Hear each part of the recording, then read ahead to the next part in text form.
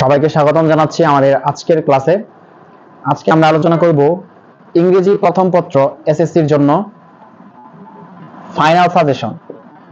যারা একদম তোমরা কিছুই পড়োনি এখন পর্যন্ত, তারাও চাইলে এই ভিডিওটা দেখার পর তোমরা চাইলে কিছুদিনের মধ্যে একটা বেস্ট প্রিপারেশন নিতে পারবে আশা করছি। তো দেখো কিভাবে তোমরা স্টার্ট করবে। তো প্রথমত তোমাদেরকে একটা সিন প্যাসেজ দেওয়া থাকবে। এই সিন প্যাসেজ থেকে তোমাদেরকে এমসিকিউ এবং কোয়েশ্চেন আনসার করতে হবে।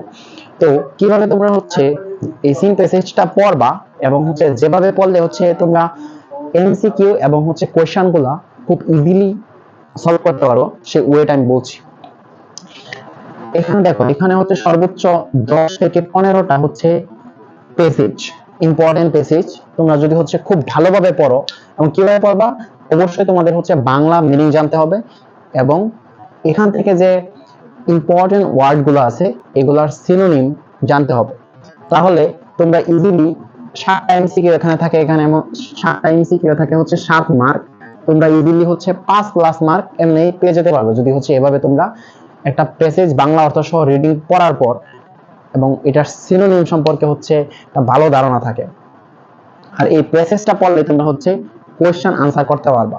কিছু কোয়েশ্চেন আনসার এমনি প্র্যাকটিস করলে টেস্ট পেপার বা গাইড যে কোনো জায়গা থেকে তোমরা একটা গল্প পড়ার পর যখন প্র্যাকটিস করবা তখন এই কোয়েশ্চেন আনসার ইজিলি করতে পারবে। তো এখানে গেল আমাদের এখানে 10 মার্ক আর এখানে 7 মার্ক। এখান থেকে 17 মার্ক। 17 মার্কের মধ্যে 15 পাওয়া কোনো বিষয় না। তো পরবর্তীতে আমাদের কিভাবে একটা কোয়েশ্চেন আনসার করতে হয়, কিভাবে তোমরা এমসিকিউ 7টাতে 7টাই আনসার করতে পারবা, এই বিষয়ে আমাদের ভিডিও আসবে। তোমরা আশা করি এগুলো দেখলে তোমরা ইজিলি আনসার করতে পারবা। পরবর্তীতে সিন প্যাসেজ। তোমাদের একটা থাকবে সিন প্যাসেজ। এই সিন প্যাসেজ থেকে ফিল ইন দা ব্ল্যাঙ্কস থাকবে। এটাও কিন্তু একটা সিন প্যাসেজ থেকে আসবে। এই ফিল ইন দা ব্ল্যাঙ্কস তোমার তুমি যদি প্র্যাকটিস না করো অনেক বেশি, তাহলে এটা পারা একটু টাফ হবে। কারণ এখানে তোমার কোনো অপশন দেওয়া থাকবে না, প্যাসেজের সাথেও এমন সামঞ্জস্য থাকবে না। তবে প্যাসেজ থেকে যে সামঞ্জস্যপূর্ণ ওয়ার্ডগুলো আছে ওই ওয়ার্ডগুলোর সিনোনিম তোমাদেরকে এখানে বসাতে হবে। সো আগেই যা বললাম একটা প্যাসেজ থেকে সিনোনিম পড়া কিন্তু খুবই গুরুত্বপূর্ণ। তাহলে তোমরা এই যে সিন প্যাসেজ থেকে ফিল ইন দা ব্ল্যাঙ্কস এইগুলো কিন্তু তোমরা ইজিলি আনসার করতে পারবা। আর যাদের একটু প্রবলেম বা ইংরেজি নিয়ে আতঙ্কে আছো বা ফেল করবা এরকম মনে হচ্ছে বা তোমাকে পাস করতে হবে, তো তারা এই জিনিসটা আপাতত স্কিপ করো। এটাতে অনেক বেশি সময় দেওয়ার চাইতে অন্যান্য অনেক সহজ টপিক আছে যেগুলো তোমরা যদি সময় দাও তাহলে তোমরা ইজিলি ভালো করতে পারবা। তো এরকম আমি দেখাচ্ছি এবং কিভাবে শর্টকাট ওয়ে একটা জিনিস পরে তোমরা এখান থেকে 4টা জিনিসের আনসার কিভাবে বের করতে পারবা এটাও আমি আলোচনা করব। তো দেখো, সিন প্যাসেজ থেকে আমরা বললাম এভাবে তোমরা পড়বা। তারপর আনসিন প্যাসেজ। এই যে এই আনসিন প্যাসেজ, এইটা রিঅ্যারেঞ্জ এবং টেবল, 3টা জিনিস একে অপরের সাথে সম্পৃক্ত। দেখবা, আমি যদি একটু ভালোভাবে বলি তোমাদেরকে, এই যে আনসিন প্যাসেজটা আসে আমাদের, এটা বেশ অনেক ক্ষেত্রে দেখবা একজন বিখ্যাত ব্যক্তির কোনো কিছু, যেরকম আলেকজান্ডার ফ্লেমিং এর, অথবা ধরো তাইমুর, অথবা কি বলে হাতেম তাই, অথবা আসতে পারে তোমার কি আকবর দ্য গ্রেট, অথবা সাম্প্রতিক যে ঘটনাগুলো আছে এই ঘটনা থেকে আসতে পারে অনেক সময়, যেরকম ন্যাচারাল ডিজাস্টার, তারপর তোমার আছে এনভায়রনমেন্টাল যে ক্রাইসিস, আমাদের এনভায়রনমেন্টাল পলিউশন যেগুলো আছে এগুলো থেকে আসতে পারে, বা সাম্প্রতিক কোনো ঘটনা থেকেও আসতে পারে। তো যদি দেখো যে কোনো পার্সন, বিখ্যাত পার্সন বা ফেমাস পার্সনের কোনো কিছু আসে, তাহলে এই রিঅ্যারেঞ্জের ক্ষেত্রে তোমাকে এটা খুবই বেশি কাজে দিবে। তুমি যদি ভালোভাবে একটা প্যাসেজ, আনসিন প্যাসেজের জন্যই একটা গল্প পড়ো অথবা রিঅ্যারেঞ্জের জন্য একটা গল্প অর্থ বুঝে বুঝে পড়ো, তাহলে তোমাদের এইটা আর এইটা এমনিতেই কভার হয়ে যাবে। এই আনসিন প্যাসেজ থেকে আসবে ইনফরমেশন ট্রান্সফার। এটা সবচেয়ে ইজি একটা জিনিস, কিন্তু অনেকে ভুল করে। সো কিভাবে এটাতে 5 এর মধ্যে 5ই পাবা সেটা আমি একটা ভিডিওতে আলোচনা করব। তবে মনে রাখবা, এখান থেকে 5 পাওয়া একদম সোজা। তুমি যদি কিছু নাও জানো ইংরেজি তাহলেও পারবা। আর সামারি কিভাবে হচ্ছে শর্ট মানে একটা টেকনিক ইউজ করে তোমরা হচ্ছে বেস্ট ওয়েতে সামারি লিখতে পারবা সেটা আমি আলোচনা করব। যারা এই আনসিন প্যাসেজটা ভালোভাবে পড়া থাকবে, মানে বেসিক একটা আইডিয়া থাকবে যে এই গল্প তোমাকে কি বোঝাতে যাচ্ছে, তাহলে তোমরা এখান থেকে সামারিটা ভালোভাবে লিখতে পারবা। আর এই যে যে ইনফরমেশন ট্রান্সফার আছে, এখান থেকেও কিছু অংশ তুমি সামারিতে অ্যাড করতে পারবে। এটা হচ্ছে তোমাদের এখানে কিভাবে অ্যাড করতে হবে, তখন যখন আমরা সামারিটা শিখবো প্রপারলি, যে একটা ভিডিওতে শুধুমাত্র আমরা সামারি শিখবো, সেই ভিডিওতে আমি আলোচনা করব। তারপর আসা হচ্ছে রিয়ারেঞ্জ। সো রিয়ারেঞ্জ আমি তো বললাম যে এই আনসিন প্যাসেজ রিয়ারেঞ্জ এরা হচ্ছে একই রকম।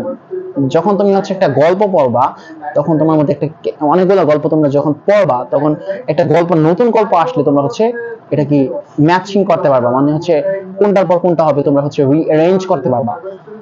সো এই জন্য তোমাদের কি করতে হবে, প্রিভিয়াস ইয়ারের যে হচ্ছে 30 থেকে 40টা গল্প পড়ে ফেলতে হবে। আমি সবচেয়ে গুরুত্বপূর্ণ 10টা গল্প তোমাদেরকে হচ্ছে দিব, যেগুলা পড়লে আশা করা যায় হচ্ছে বিগত সালের কোশ্চেন গুলা থেকে যা বোঝা যায় যে এখান থেকে বারবার রিঅ্যারেঞ্জ ঘুরিয়ে ফিরিয়ে দিয়ে দেয়। কিন্তু আনসিন প্যাসেজের বিষয়টা হচ্ছে হয় ব্যক্তির ক্ষেত্রে আসবে, ব্যক্তির ক্ষেত্রে আসলে রিঅ্যারেঞ্জের যে তোমরা যেগুলো পড়বা সেখান থেকে আসতে পারে, অথবা আমি যা বললাম যে ন্যাচারাল ডিজাস্টার বা হচ্ছে আমাদের সাম্প্রতিক সময়ের যে ঘটনাগুলো আছে সেই ঘটনাগুলো থেকে আমাদের হচ্ছে এখান থেকে আসতে পারে। তো টেবিলের ক্ষেত্রেও সেম, এই রিয়ারেন্স আমি বললাম তিনটা জিনিস একই সূত্রে গাঁথা। সো এই টেবিলটা তোমরা হচ্ছে এগুলো যখন পড়বা, তখন কোনটার সাথে কোনটা হবে একটা মেলানোর একটা ক্যাপাবিলিটি তৈরি হবে। এবং হচ্ছে এগুলো হচ্ছে প্র্যাকটিস করতে হবে, তোমার প্রিভিয়াস ইয়ারের 20 বছর বা হচ্ছে 10 বছরের কোয়েশ্চেন নিয়ে প্র্যাকটিস করবা। তো আমরা নিজেরা হচ্ছে প্র্যাকটিস করিয়ে তোমাদেরকে দেখাবো যে কিভাবে আসলে প্র্যাকটিস করতে হয় এবং হচ্ছে কিভাবে তোমরা হচ্ছে প্র্যাকটিসটা শুরু করবে। তবে অবশ্যই মনে রাখবা প্রিভিয়াস ইয়ারের বোর্ড কোয়েশ্চেন খুবই গুরুত্বপূর্ণ, খুবই গুরুত্বপূর্ণ, যেগুলা থেকে বারবার রিপিট করে বিভিন্ন বোর্ডে। তারপর হচ্ছে যে জিনিসটা হচ্ছে আমাদের নতুন যুগ হয়েছে, এটা হচ্ছে পয়েমস থেকে এবং হচ্ছে স্টোরিজ থেকে, এটা হচ্ছে ইংলিশ লিটারেচারের পার্ট। এখান থেকে হচ্ছে তোমাদেরকে কোয়েশ্চেন আনসার করতে হবে। এই পয়েন্টস থেকে তোমাদেরকে হচ্ছে 5টা কোয়েশ্চেন আনসার করতে হবে, যেখানে 2 মার্ক করে হচ্ছে 10 মার্ক, যেটা হচ্ছে আগে ছিল না, তোমাদের বেস থেকে শুরু হচ্ছে। এবং হচ্ছে স্টোরিজ সেম হচ্ছে 5টা কোয়েশ্চেন থেকে 8টা কোয়েশ্চেন হয়তো থাকবে, এখান থেকে 5টা কোয়েশ্চেনে আনসার করতে হবে এবং হচ্ছে তোমাদের এখান থেকে থাকবে হচ্ছে 10 মার্ক। কিভাবে আনসার করবা, অবশ্যই হচ্ছে পয়েন্ট তো তোমাকে অবশ্যই বুঝে বুঝে পড়তে হবে। কিভাবে পড়বা সবকিছু বিস্তারিত পয়েম অংশে আমরা আলোচনা করবো। একটা নির্দিষ্ট ভিডিওতে আমি হচ্ছে কিভাবে পয়েম তোমরা হচ্ছে পড়বা এবং হচ্ছে পয়েম থেকে কিভাবে কোয়েশ্চেন আসলে আনসার করবা সেই বিষয় নিয়ে হচ্ছে আমি আলোচনা করব। এবং হচ্ছে এখান থেকে আনসার করা কিন্তু সহজ। বিগত বছরগুলোতে যে প্রশ্ন ছিল গ্রাফ এন্ড চার্ট, তুমি যদি হচ্ছে ভালোভাবেও কোনো গ্রাফ এন্ড চার্ট লেখো, সেখান থেকে টিচার ইচ্ছা করলে তোমাকে 8 দিতে পারে। কিন্তু তুমি যদি হচ্ছে পয়েন্ট থেকে বা হচ্ছে স্টোরিজ থেকে তুমি যদি হচ্ছে 5টা প্রশ্ন ভালোভাবে আনসার দাও, তোমাকে অবশ্যই 10-এর মধ্যে হচ্ছে 10ই দিবে। সো এটা একটা হচ্ছে সুবিধা ভালো মার্ক পাওয়ার জন্য। তো পয়েন্ট কিভাবে হচ্ছে পড়তে হবে এবং হচ্ছে পয়েন্ট থেকে কি ধরনের প্রশ্ন আসতে পারে সেই ধরনের আমরা হচ্ছে তা নিয়ে আলোচনা করব অন্য একটা ভিডিওতে। এবং তোমাদেরকে অবশ্যই মনে রাখতে হবে যে পয়েন্টগুলো আছে, একটা পয়েন্ট থেকে তোমাদেরকে প্রশ্ন আসবে না, কয়েকটা পয়েন্ট থেকে একসাথে মিলিয়ে তারা হচ্ছে 8টা প্রশ্ন দিবে, যেখান থেকে তোমাকে 5টা প্রশ্নের আনসার করতে হবে।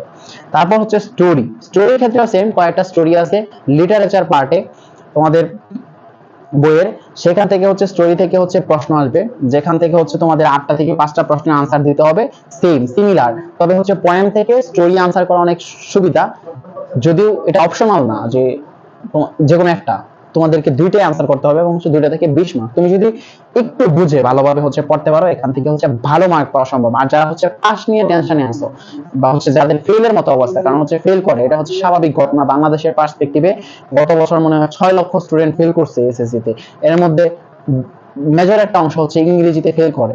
সো যাদের অবস্থা খুবই খারাপ তাদের ক্ষেত্রে এই দুইটা খুবই কাজে দিবে। এবং হচ্ছে এই ক্লাসগুলো যখন আমরা দিব এই পয়েমস এর উপর এবং স্টোরিজ এর উপরে, তোমরা যখন এগুলো করবা এবং হচ্ছে তোমরা নিজেরা যখন প্র্যাকটিস করবা বোর্ড কোশ্চেন থেকে, তোমরা বুঝতে পারবা যে তোমাদের কি ধরনের ডেভেলপমেন্ট হচ্ছে। তো পরবর্তীতে হচ্ছে আমাদের এইটুকু ছিল আমাদের হচ্ছে রিডিং পার্ট। এখন আমরা আলোচনা করব হচ্ছে রাইটিং পার্ট। রাইটিং পার্টে তোমাদের হচ্ছে যেহেতু পয়েন্টস এবং স্টোরি যুগ হয়েছে, এই জন্য রাইটিং পার্ট থেকে তোমাদের সিলেবাস অনেকটা কমে গেছে বলা যায়। কেমন কমে গেছে যদি আমি হচ্ছে বলি যে রাইটিং পার্টে তোমাদের কি কি আছে। রাইটিং পার্টে দুইটা জিনিস আছে, একটা হচ্ছে ডায়ালগ আছে আর একটা হচ্ছে কমপ্লিটিং স্টোরি আছে। কমপ্লিটিং স্টোরি আছে। এখন ডায়ালগ একদম ইজি, সবাই তোমরা হচ্ছে লিখে আসতেছো ছোটবেলা থেকে, এবং হচ্ছে এটাকে তোমার একটু বড় করে লিখতে হবে। কারণ হচ্ছে এখানে 15 মার্ক। সো বুঝতে পারতেছো, ছোট করে লিখলে কিন্তু তোমাকে হচ্ছে 8 9 এরকম দিয়ে দিবি, কিন্তু ভালোভাবে লিখতে পারলে হচ্ছে 12 প্লাস বা হচ্ছে 12 এরকম পাওয়া সম্ভব, 12 প্লাস পাওয়া সম্ভব যদি তুমি ভালোভাবে ওয়ার্ড গুলো হচ্ছে তুমি ভালো করে লিখতে পারো, বা হচ্ছে তুমি যদি সেন্টেন্স গুলো কারেক্ট লিখতে পারো। তো কিভাবে একটা ডায়লগ লিখবা, ধরো হচ্ছে তোমার অপরিচিত একটা ডায়লগ আসলো যেগুলো তুমি পড়ো নাই, সেটা কিভাবে লিখবা সেটা নিয়ে আমি আলোচনা করব পরবর্তী কোনো একটা ভিডিওতে। আচ্ছা, তারপর আছে আছে আমাদের কি কমপ্লিটিং স্টোরি। এখানে কিন্তু তোমাকে স্টোরি লিখতে বলা হয় না, এই স্টোরিটাকে তোমাকে কমপ্লিট করতে বলা হয়েছে।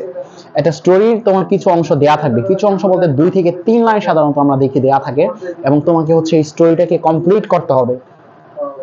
তো এই জিনিসটার হচ্ছে দুইটা ভালো দিক এবং হচ্ছে খারাপ দিক আমি বলবো। যে প্রিভিয়াস ইয়ার গুলাতে, মানে হচ্ছে আগের বছরগুলোতে, অনেক আগে স্টোরিগুলো হচ্ছে সাধারণত টিপিক্যাল যে স্টোরি আছে, যেরকম হচ্ছে ধরো কি উড কাটার, তারপর আছে হচ্ছে থাস্টিক রো, মানে টিপিক্যাল যেগুলো এগুলো দেয়া হতো।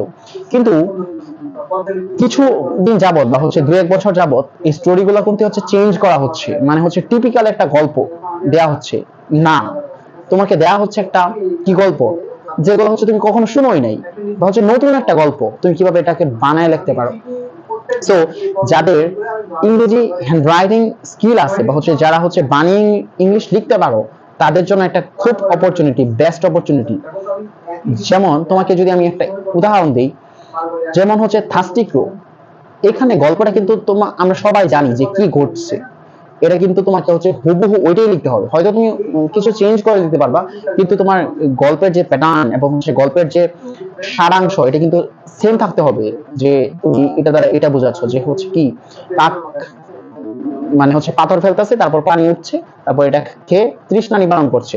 তো এই ঘটনা কিন্তু তোমাকে লিখতে হবে, ইংলিশে লিখতে হবে। কিন্তু ধরো হচ্ছে তোমাকে, তোমার নাম ধরো হচ্ছে রাকিব, সো দেয়া আছে হচ্ছে রাকিব ক্লাস 10 এ পড়ে, সে একদিন রাস্তা দিয়ে হেঁটে যাচ্ছিল, তারপর কি হয়েছে আমরা কেউ জানি না।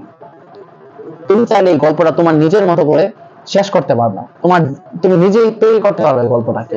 সো এটা একটা তোমাদের জন্য একটা সুবিধা, এবং একটা নতুন গল্প যেটা তুমি কখনোই দেখো নাই সেটা কিভাবে বানায় নিজের মতো করে লিখতে হয় সেটা তোমাদেরকে একটা ভিডিওতে আমরা হচ্ছে আলোচনা করব। সো এইটুকু ছিল হচ্ছে আমাদের ফার্স্ট পেপারের সাজেশন।